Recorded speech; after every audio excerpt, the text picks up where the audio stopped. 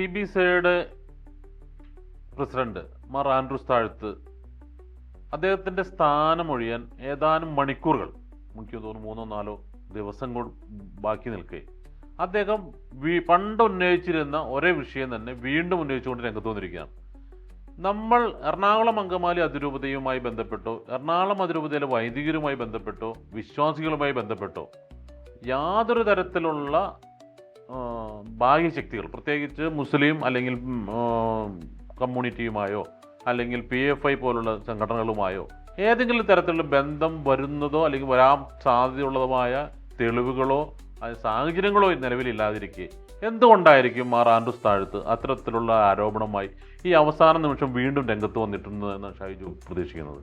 റിജു ഇതിനകത്തുള്ളൊരു പ്രധാനപ്പെട്ട കാര്യം എന്താ അറിയോ? റിജു നേരത്തെ റിജുവിൻ്റെ ചോദ്യത്തിൽ തന്നെ പറഞ്ഞൊരു കാര്യം വളരെ പ്രസക്തമാണ്. അതായത് എറണാകുളം അങ്കമാലി അതിരൂപതയെ ഏതെങ്കിലും ഒരു ഇസ്ലാമിസ്റ്റ് തീവ്രവാദിയുമായി ബന്ധപ്പെടുത്താവുന്ന ഒരു സംവിധാനവും ഇന്നുവരെ സഭയുടെ ചരിത്രത്തിൽ ഉണ്ടായിട്ടില്ല, ഒരിക്കലും ഉണ്ടായിട്ടില്ല. വേറെ നേരെ തിരിച്ച് ബിഷപ്പുമാരിൽ പലരും ഇസ്ലാമിലെ വലിയ ബിസിനസ്സുകാരുമായി ഡീലുകൾ ഉണ്ടാക്കിയതായും അവർ കള്ളപ്പണ ഇടപാടുകൾ നടത്തിയതുമായും ഒക്കെ ഇഷ്ടം പോലെ ഉദാഹരണങ്ങൾ നമുക്ക് കാണിക്കാറുണ്ട്. മനസ്സിലായി? ഒരു ഉദാഹരണമാണ് ഫാരിസ് അബൂബക്കർ. ദീപിക പത്രം ഫാരിസ് അബൂബക്കറിന് തീരെഴുതി കൊടുത്തു. ഫാരിസ് അബൂബക്കർ എന്ന് പറയുന്ന മനുഷ്യൻ ദീപികയുടെ ചെയർമാനാകുന്ന ഒരു സാഹചര്യം ഉണ്ടാക്കി. അതുണ്ടായപ്പോൾ പോലും അതുണ്ടാക്കിയ ബിഷപ്പോ അല്ലെങ്കിൽ അതിന് ചുറ്റും നിന്ന അച്ഛന്മാരോ ഇസ്ലാമിസ്റ്റ് തീവ്രവാദികളുമായി ബന്ധപ്പെട്ടവരാണെന്നൊരു പരാതി ഉണ്ടായില്ല. അല്ലെ, ഇസ്ലാമിസ്റ്റ് തീവ്രവാദികൾ സഭയിൽ കടന്നു കയറി എന്നും പറഞ്ഞിട്ടില്ല. അങ്ങനെ ഒരു പരാതി ആ സമയത്ത് ഉണ്ടായിട്ടില്ല. മനസ്സിലായോ? ഈ എറണാകുളം അങ്കമാലി അതിരൂപതയുടെ ഭൂമി കുംഭകോണത്തിൽ ലാൻഡ് ഏലിനേറ്റഡ് അറ്റ് നിലം പതിഞ്ഞ മുകളിലെ സ്ഥലം 4 പേർക്കായിട്ടാണ് കൊടുത്തത്. 4 പേരുടെ പേര് ഞാൻ വായിക്കാം. സൗദ സജിന അബൂബക്കർ, സുഹറ അബൂബക്കർ, ബീരാൻ. ഇവർക്കാണ് ഈ സ്ഥലം വിറ്റത്. ഇത് കർദിനാൾ ആലഞ്ചേരി തീരെഴുതി കൊടുത്ത ഭൂമിയാണ്. നൈപുണ്യ സ്കൂളിൻ്റെ എതിർവശത്ത്, പിന്നെ BMCയുടെ എതിർവശത്തുള്ളത്, പിന്നെ നേരെ അങ്ങനെ തന്നെ സാജു റൈസിന് കൊടുത്തു. കരുണാലയത്തിൻ്റെ അടുത്ത് ഉണ്ടായിരുന്ന സ്ഥലം വിറ്റേക്കണവരുടെ പേര് ഞാൻ വായിക്കാം.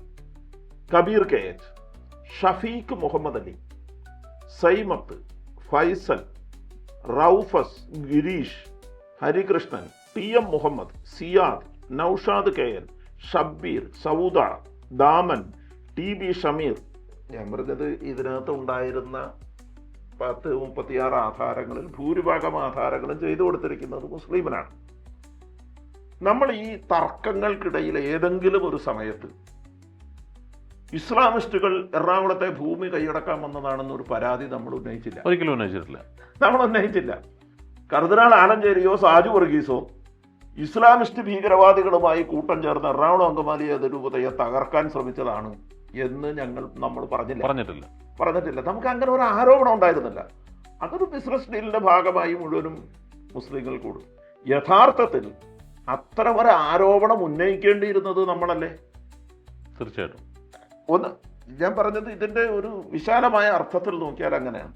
അപ്പൊ എറണാകുളം അങ്കമാലി അതിരൂപതയെ മാത്രം ഫോക്കസ് ചെയ്തുകൊണ്ട് ഇവർ ഇത്തരം പ്രചാരണം, പ്രത്യേകിച്ച് ആൻഡ്രൂസ് താഴത്ത് കുറേ വർഷങ്ങൾക്ക് മുമ്പ് തുടങ്ങിയതാണ്. ഈ ഭൂമി കുംഭകോണം ഉണ്ടായ കാലം മുതലേ ആൻഡ്രൂസ് താഴത്ത് പറയുന്ന ഒരു പ്രധാനപ്പെട്ട കാര്യം എറണാകുളം അങ്കമാലി അതിരൂപതയിൽ ഇസ്ലാമിസ്റ്റുകൾ കടന്നുകൂടി എന്നാണ്. യഥാർത്ഥത്തിൽ നമുക്ക് തിരിച്ചങ്ങോട്ട് പറയാൻ നമ്മുടെ കയ്യിൽ ഇഷ്ടം പോലെ തെളിവുകളുണ്ട്, സാഹചര്യ തെളിവുകൾ നമ്മുടെ കയ്യിൽ ഇഷ്ടം പോലെ ഉണ്ട്. പക്ഷെ നമ്മളത് ഉന്നയിച്ചില്ല. ഇതെന്താ കാരണം എന്നറിയാമോ? കാരണം എറണാകുളം അങ്കമാലി അതിരൂപതയും ആ അതിരൂപതയിലെ വൈദികരും ഇവിടുത്തെ ജനങ്ങളും സ്വീകരിച്ചിട്ടുള്ള നിലപാടുകളാണ്. ഈ നിലപാടുകളാണ് ഇവർക്ക് അംഗീകരിക്കാൻ പറ്റാതെ പോയത്. അപ്പോൾ എറണാകുളം അങ്കമാലി അതിരൂപത സ്വീകരിച്ച നിലപാട് പലപ്പോഴും ഇവരുന്നയിച്ച വ്യാജ ലവ് ജിഹാദിനെതിരായിരുന്നു. ഇപ്പോൾ പാലയിലെ മെത്രാൻ വരെ അവിടെയുള്ള സകല കടകളിൽ, മുസ്ലിങ്ങൾ വിൽക്കുന്ന കടകളിൽ മുഴുവനും നാർക്കോട്ടിക്സ് ആണ് എന്ന് പറഞ്ഞ് നാർക്കോട്ടിക് ജിഹാദ് എന്ന് പറഞ്ഞൊരു വാദം ഉയർത്തി. നമ്മളതിനെ എതിർത്തു. കാരണം അത് സമൂഹത്തിൽ സ്പർദ്ധ പടർത്തുന്ന ഒരു നിലപാടായിരുന്നു. ജിഹാദ് എന്നൊരു വാക്ക് ഒരു കമ്മ്യൂണിറ്റിയെ എയിം ചെയ്യുന്നുണ്ട്. അതെ, അപ്പോൾ എന്താണെന്ന് വെച്ച് കഴിഞ്ഞാൽ ജിഹാദ് എന്ന് പറഞ്ഞ് പറയുകയും ഒരു കമ്മ്യൂണിറ്റിയിലുള്ളവർ മുഴുവനും വെറുക്കപ്പെടേണ്ടവരാണ് എന്ന തരത്തിൽ ഒരു ധാരണ പരത്തുകയും ചെയ്ത ഒരു നിലപാടിനെയാണ് നമ്മൾ എതിർത്തത്. നമ്മൾ ആ നിലപാടിനെ എതിർത്തത് കൊണ്ട് ഉടനെ തന്നെ നമ്മളെല്ലാവരും അവരുടെ ആളുകളാണ്. അപ്പോൾ എന്താ പ്രശ്നം എന്നറിയാമോ? ഇപ്പോഴത്തെ പ്രശ്നം എന്താ വെച്ചാൽ മതേതരത്വം എന്ന് പറയുന്ന വാക്ക് പറയുന്നത് പോലും പ്രശ്നമായി തീരുന്ന ഒരു കാലത്ത് നമ്മൾ ജീവിക്കുകയാണെന്നുള്ളതാണ്. ഇതൊരു വല്ലാത്തൊരു പ്രതിസന്ധിയാണ് ഉണ്ടാക്കുന്നത്. ഇത്തരം ഒരു വാക്ക് പറഞ്ഞാൽ ഈ വാക്ക് പറയുന്നവർ പോലും ഇതിൽ അങ്ങനെ നിങ്ങളിങ്ങനെ ആലോചിച്ചാൽ മതി. കുറേ നാളുകൾക്ക് മുമ്പ് തൊട്ട് തന്നെ എറണാകുളം അങ്കമാലി അതിരൂപതയെ സിനഡിലെ മറ്റു ബിഷപ്പുമാർ മുഴുവനും വെറുക്കുന്ന ഒരു അതിരൂപതയാക്കി മാറ്റാൻ ബോധപൂർവമായ ശ്രമം ആൻഡ്രൂസ് മെത്രാനും കർദിനാൾ ആലഞ്ചേരിയും നടത്തിയിരുന്നു. സിനഡിലെ എല്ലാ ബിഷപ്പുമാരോടും നടന്നു പറഞ്ഞു, ഇതിനകത്ത് മുഴുവനും എറണാകുളം അങ്കമാലി അതിരൂപതയിൽ മുഴുവനും പോപ്പുലർ ഫ്രണ്ടുകാരാണ്, അല്ലെങ്കിൽ SDPIക്കാരാണ് എന്നൊക്കെ പറഞ്ഞ്, ഇതിൻ്റെ പുറകിൽ മുഴുവൻ അവരാണ് എന്നൊക്കെ പറഞ്ഞ് സഭാവിരുദ്ധ പ്രവർത്തനങ്ങളാണ് ഇവിടെ നടക്കുന്നത് എന്ന തരത്തിൽ വ്യാപകമായ പ്രചാരണം നടത്താൻ ആൻഡ്രൂസ് മെത്രാനും കർദിനാൾ ആലഞ്ചേരിയും ശ്രമിച്ചിട്ടുണ്ട്.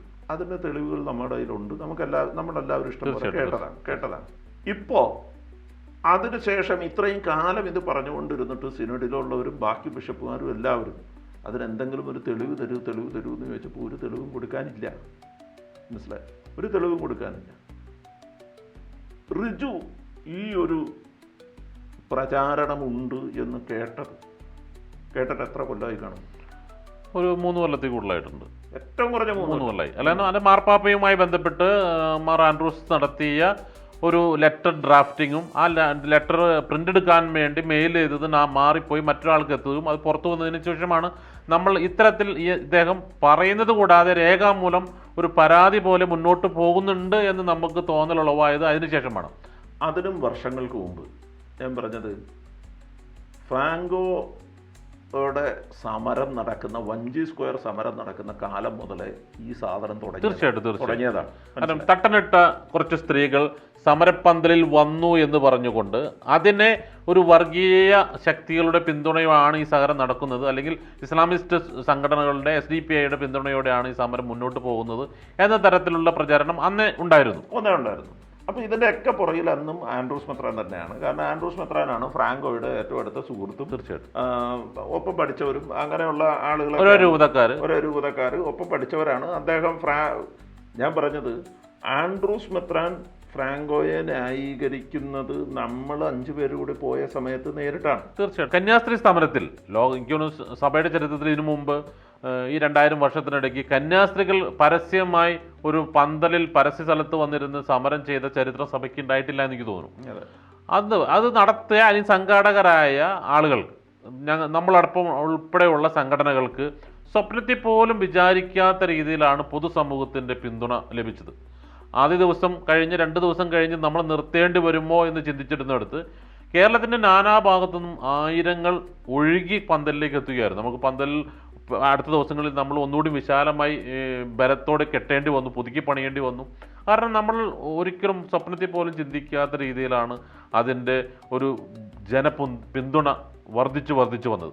അന്ന് അവിടെ വന്ന ആളുകളെ, പ്രസംഗിക്കുന്ന ആളുകളെ ഒക്കെ കോർഡിനേറ്റ് ചെയ്ത വ്യക്തി ഞാനാണ്. അപ്പോൾ പല വർഗീയ സംഘടന, പ്രത്യേകിച്ച് ശിവസേന, SDPI പോലെ പല സംഘടനകളിൽ, കാരണം തട്ടനിട്ടവരും കുറിയ തൊട്ടവരും ഉൾപ്പെടെയുള്ള വിവിധ വ്യക്തികൾ പല തലത്തിൽ നിന്ന് വന്നവരും പ്രസംഗിക്കാൻ ആഗ്രഹിച്ചവരെയും നമ്മൾ മാറ്റി നിർത്തുകയായിരുന്നു. നമ്മൾ അത്തരത്തിൽ വർഗീയ സംഘടനകൾക്ക് അവിടെ വേദിയിൽ പ്രസംഗിക്കാൻ അവസരം കൊടുക്കേണ്ടതില്ല. എന്നാൽ രാഷ്ട്രീയ പാർട്ടികളായ ആളുകൾക്ക് നമ്മൾ കൊടുക്കുകയും ചെയ്തിരുന്നു. CPMൻ്റെയും CPIയുടെയും കോൺഗ്രസിൻ്റെയും അങ്ങനെ BJPയുടെ വരെ ഭാരവാഹികൾക്ക് നമ്മൾ പ്രസംഗിക്കാൻ അവസരം കൊടുത്തു. പക്ഷേ എന്നാൽ വർഗീയ സംഘടനകൾക്ക് പ്രസംഗിക്കാൻ അവസരം കൊടുക്കേണ്ടതില്ല എന്ന് തീരുമാനിച്ചിരുന്നു. എന്നിട്ട് പോലും അവിടെ വന്ന 10,000-കണക്കിന് ജനങ്ങളെ കാണാതെ അവിടെ എന്നോ വന്ന 10-15 തട്ടനിട്ട സ്ത്രീകളെ മാത്രം ഫോട്ടോ എടുത്ത് അത് ചൂണ്ടിക്കാണിച്ചുകൊണ്ട് ഇതൊരു വർഗീയ അല്ലെങ്കിൽ SDPI പിന്തുണയുള്ള പ്രോഗ്രാമാണ് എന്ന് പറയുന്നതിലാണ് നമ്മളുടെ വിശ്വാസ്യതയെ പോലും ഈ മെത്രാൻ സംഘവും ഈ ഭാഗ്യശക്തികൾ എന്ന് പറയുന്ന ആളുകളും ചോദ്യം ചെയ്തുകൊണ്ടിരുന്നത്. അതിനെതിരെ ഇപ്പോഴും ഞാൻ കഴിഞ്ഞ ദിവസം ഇന്നലെ ചാനൽ ചർച്ചയിൽ വന്നപ്പോൾ പോലും അതിൽ പങ്കെടുത്തൊരു വ്യക്തി വീണ്ടും ഇതേ കാര്യം പറഞ്ഞുകൊണ്ട് വിമർശനം ഉന്നയിക്കുകയാണ്. അന്ന് വന്നിട്ടുള്ള ആയിരക്കണക്കിന് പതിനായിരക്കണക്കിന് ജനങ്ങളെ ഇവർ കണ്ടിട്ടില്ല. ഇവർ വന്നിട്ടുള്ള 10ഓ 15ഓ തട്ടപ്പെട്ട സ്ത്രീകളെ മാത്രമാണ് കണ്ടിട്ടുള്ളത്. എന്റെ പ്രശ്നം ഇതിനകത്തുള്ള വേറൊരു പ്രശ്നം എന്താണെന്നറിയോ റിജു, ഒന്ന് ആലോചിച്ച് നോക്കിയേ. അതായത് തട്ടമിട്ട 15 പേർ ഒരു സ്ഥലത്ത് പോയാൽ അത് തീവ്രവാദമാണ് എന്ന തരത്തിൽ കേരളത്തിന്റെ പൊതുബോധത്തെ മാറ്റിയെടുത്തു എന്നുള്ളതല്ലേ അതിന്റെ ഏറ്റവും പ്രധാനം. ആലോചിച്ച് നോക്കി, ആ സ്ത്രീകളുടെ, ആ സമൂഹത്തിലെ മനുഷ്യരുടെ ഒരു അരക്ഷിതാവസ്ഥ ആലോചിച്ച് നോക്കണം. നമ്മളിതിനെ നിസ്സാരമായി കാണരുത്. അവരുടെ ഒരു അരക്ഷിതാവസ്ഥ ഒന്ന് ആലോചിച്ച് നോക്കിയാൽ, അവർക്ക് കന്യാസ്ത്രീ പുറത്തിറങ്ങി വന്നിട്ട് എനിക്ക് ലൈംഗിക സുരക്ഷ വേണം എന്നാവശ്യപ്പെടുന്ന ഒരു സാഹചര്യത്തിൽ അവർക്ക് അതിനോട് ആഭിമുഖ്യം പ്രകടിപ്പിക്കണമെന്ന് തോന്നുകയും അവർ വന്ന് ആ സമരപ്പന്തലിൽ 1-2 മണിക്കൂർ ഇരുന്നിട്ട് പോവുകയും ചെയ്തിട്ട് അവരെല്ലാവരെയും തീവ്രവാദികളാക്കി വളരെ പെട്ടെന്ന്.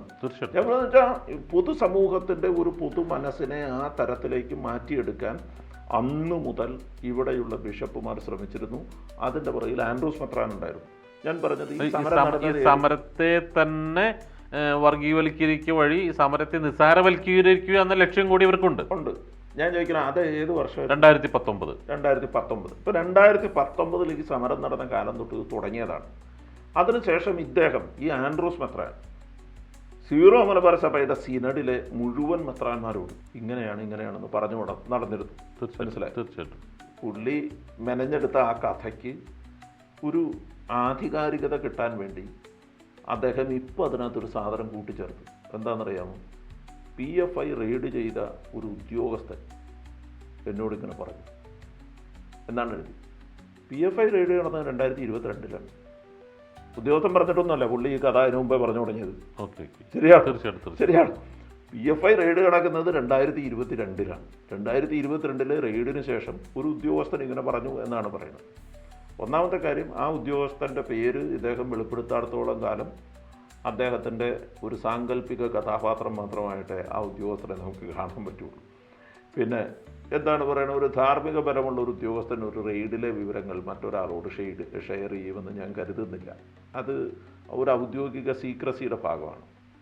മറ്റൊന്ന്, ഇദ്ദേഹവും കർദിനാൾ ആലഞ്ചേരിയും എല്ലാം അതിനെക്കുറിച്ച് നമ്മൾ ഇന്നലെ ഷൈജു അടക്കമുള്ളവർ പറഞ്ഞൊരു കാര്യം, കർദിനാൾ ആലഞ്ചേരിയും മാർ ആൻഡ്രൂസ് താഴത്തും കേന്ദ്ര ഏജൻസികളുടെ അന്വേഷണ പരിധിക്കുള്ളിൽ നിൽക്കുന്ന ഒരു സിറ്റുവേഷനിൽ അന്വേഷണം നടത്തുന്ന ഒരു ഉദ്യോഗസ്ഥൻ തന്നെ മറ്റൊരു അന്വേഷണത്തിൻ്റെ വിശദ വിവരങ്ങൾ ഈ പ്രതികളോട് വെളിപ്പെടുത്തി എന്ന് പറഞ്ഞു എന്ന് വിശ്വസിക്കാൻ സാധിക്കില്ല എന്ന്. അതിനെക്കുറിച്ച് കുറച്ചുകൂടി വിശദമാക്കി പറയുക. ഒന്നാമത്തെ കാര്യം എന്താ, ഇപ്പോൾ കർദിനാൾ ആലഞ്ചേരിക്കെതിരെ ED അന്വേഷണം ഉണ്ടായിരുന്നു എന്നുള്ളത് നമുക്ക് എല്ലാവർക്കും അറിയാവുന്നതാണ്. കാരണം വെച്ചാൽ നമ്മുടെ കൂട്ടത്തിലുള്ള പാപ്പച്ചനാത്തപ്പള്ളിയെ തന്നെ 7 ദിവസവും ED ചോദ്യം ചെയ്താണ്. ജോഷി പൊതുവേ ആ ദിവസങ്ങളിൽ എല്ലാ ദിവസവും ജോഷി പൊതുവേ, എനിക്ക് തോന്നുന്നു അതിൽ കൂടുതൽ ദിവസം ജോഷി പൊതുവേ ചോദ്യം ചെയ്തു. അങ്ങനെ EDയുടെ റഡാറിന്റെ കീഴിലുള്ള ജോഷി പൊതുവെയാണ് ഇന്ന് ലോ കോളേജിന്റെ ഡയറക്ടർ എന്നുള്ളത് നമുക്കൊരു നാണക്കേടാണ് ശരിക്കും പറഞ്ഞത്. ആ ജോഷി പൊതുവെയാണ് EDയുടെ റഡാറിന്റെ കീഴിലുള്ള ജോഷി പൊതുവെയാണ് ഇന്ന് ലോ കോളേജിന്റെ ഡയറക്ടർ. അത് നമുക്കൊരു നാണക്കേടാണ്. ഞാൻ പറഞ്ഞത് അങ്ങനെ ജോഷി പൊതുവെ ചോദ്യം ചെയ്തിരുന്നു. അതിനുശേഷം കർദിനാളിന് ഹാജരാവാൻ പറഞ്ഞ് നോട്ടീസ് അയച്ചു എന്നുള്ള കാര്യവും നമുക്ക് എല്ലാവർക്കും അറിയാം, ഇല്ലേ? FCRA അക്കൗണ്ടുകൾ മരവിപ്പിക്കപ്പെട്ടു. തൃശ്ശൂർ അതിരൂപതയുടെ FCRA അക്കൗണ്ടുകൾ മരവിപ്പിക്കപ്പെട്ടു. FCRA അക്കൗണ്ട് മരവിപ്പിക്കുന്നത് എന്തുകൊണ്ടാണ്? ഫോറിൻ കറൻസി ട്രാൻസാക്ഷനിൽ അനോമലീസ് ഫൈൻഡ് ചെയ്യുന്നത് കൊണ്ടാണ് അത് ഇത് ചെയ്യുന്നത്. ശരിയാണല്ലോ. അതിൻ്റെ പേരിൽ അവർക്കും ഉണ്ടായിരുന്നു, ഇല്ലേ? അവർക്ക് നോട്ടീസ് കിട്ടി. അപ്പോൾ ഇവർക്ക് എല്ലാവർക്കും നോട്ടീസ് കിട്ടിയിട്ടുള്ളവരാണ്. എനിക്ക് തോന്നുന്നു അതോടൊപ്പം തന്നെ ജൂബിലി മെഡിക്കൽ മിഷൻ്റെ മെഡിക്കൽ കോളേജ് അതിന്റെ ലൈസൻസ് റദ്ദാക്കുന്നതടക്കമുള്ള കാര്യങ്ങളുമായി മുന്നോട്ട് പോയിട്ട് റദ്ദാക്കുന്നത് അടക്കമുള്ള കാര്യങ്ങളുമായി മുമ്പോട്ട് പോയി. അപ്പോൾ ഇദ്ദേഹത്തിന് BJPയുമായി സഹകരിക്കേണ്ട, സന്ധി ചെയ്യേണ്ട ഒരു ഗതികേട് ഇദ്ദേഹത്തിനുണ്ടായി. ആൻഡ്രൂസ് മെത്രാനുണ്ടായി. അതേപോലെ തന്നെ കർദിനാൾ ആലഞ്ചേരിക്കും ഉണ്ടായി. ഇവരുമായിട്ട് സന്ധി ചെയ്യേണ്ട ഒരു ഗതികേട്. ആ സന്ധി ചെയ്യലിൻ്റെ ഭാഗമാണ് ഇപ്പോൾ ഇറക്കിയ ഈ പ്രസ്താവന എന്ന് നമുക്ക് പറയാതിരിക്കാനാവില്ല എന്നുള്ളതാണ് നമ്മുടെ പ്രശ്നം. മനസ്സിലായി? എന്തായാലും ഒരു കാര്യം നമുക്ക് എല്ലാവർക്കും പകൽ പോലെ വ്യക്തമാണ്, സുരേഷ് ഗോപി തൃശ്ശൂരിൽ നിന്ന് ജയിച്ചിട്ടുണ്ടെങ്കിൽ അത് തൃശ്ശൂർ ആർച്ച് ബിഷപ്പിൻ്റെ അനുഗ്രഹ ആശീർവാദങ്ങളോട് കൂടിയാണ്. തീർച്ചയായിട്ടും. അത് മാത്രമല്ല, എനിക്ക് തോന്നുന്നു സുരേഷ് ഗോപി ജയിച്ചു എന്നതിനേക്കാൾ ഈ ഭാരത കത്തോലിക്ക സഭയുടെ നേതൃത്വം നൽകുന്ന വ്യക്തി എന്ന നിലയ്ക്ക് അദ്ദേഹം ഭാരതത്തിലെമ്പാടും ക്രൈസ്തവ ന്യൂനപക്ഷങ്ങൾ 2013-14 കാലഘട്ടത്തിൽ, അതായത് മോദി ഗവൺമെൻറ് അധികാരത്തിൽ വരുന്ന കാലഘട്ടത്തിൽ ക്രൈസ്തവ ന്യൂനപക്ഷങ്ങൾക്കെതിരെ ഉണ്ടായിരുന്ന ആക്രമണങ്ങളുടെ എണ്ണം 100-110 എന്ന ലെവലിലായിരുന്നുവെങ്കിൽ 2025 ആകുമ്പോഴേക്കും അത് 10 ഇരട്ടി വർദ്ധിച്ച് 1000-ഓളം എത്തുകയാണ്. ഒരു വർഷത്തെ പീഡനം അല്ലെങ്കിൽ പള്ളി പൊളിക്കലടക്കം.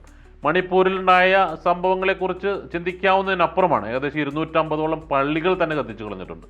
അന്നൊന്നും ഒരു രീതിയിലും പ്രതികരിക്കാത്ത, സംഘപരിവാറിനോട് ഒരു രീതിയിലും ഒരു പ്രതിസന്ധി അവർക്ക് വരാവുന്ന രീതിയിൽ പ്രതികരണം നടത്തുകയോ ഇടപെടൽ നടത്തുകയോ ചെയ്യാതിരുന്ന വ്യക്തി കഴിഞ്ഞ ദിവസത്തെ ഈ അഭിമുഖത്തിൽ തന്നെ ഉത്തരേന്ത്യയിൽ ക്രൈസ്തവർ ഭയന്ന് ജീവിക്കുന്നു എന്ന തരത്തിൽ ഒരു പ്രസ്താവന കൂടി അതിൻ്റെ കൂടെ അവർക്കും പ്രശ്നമുണ്ടാകാവുന്ന രീതിയിലൊരു പ്രസ്താവന കൂടി ചെയ്തു വെച്ചിട്ടുണ്ട്. പക്ഷേ അദ്ദേഹത്തിൻ്റെ കാലാവധി നാളെയോ മറ്റന്നാളോ തീരും. അതല്ല റിജു, ഇതിനകത്തുള്ളൊരു പ്രശ്നം എന്താണെന്നറിയാം, ഇതൊരു പൊളിറ്റിക്കൽ അജണ്ടയുടെ ഭാഗമാണ്. എന്തുകൊണ്ടാണ് ഇങ്ങനെ ഒരു പ്രസ്താവന എന്ന് വെച്ചാൽ ഇതൊരു പൊളിറ്റിക്കൽ അജണ്ടയുടെ ഭാഗമാണ്. കേരളത്തിലെ മനുഷ്യർ ഉത്തരേന്ത്യയിലെ ക്രൈസ്തവർക്കെതിരെ നടന്നിട്ടുള്ള അതിക്രമങ്ങളെ അപലപിക്കാതെ കേരളത്തിലെ മനുഷ്യർ ഒരു മെത്രാനെയും അവരുടെ അഭിപ്രായങ്ങളെ സ്വീകരിക്കില്ല എന്ന് ഇപ്പോൾ പൊതു ധാരണയിൽ എല്ലാവർക്കും മനസ്സിലായി കഴിഞ്ഞു. അപ്പോൾ അതുകൊണ്ട് ഉത്തരേന്ത്യയിൽ ഇങ്ങനെയൊക്കെ സംഭവിച്ചിട്ടുണ്ട്.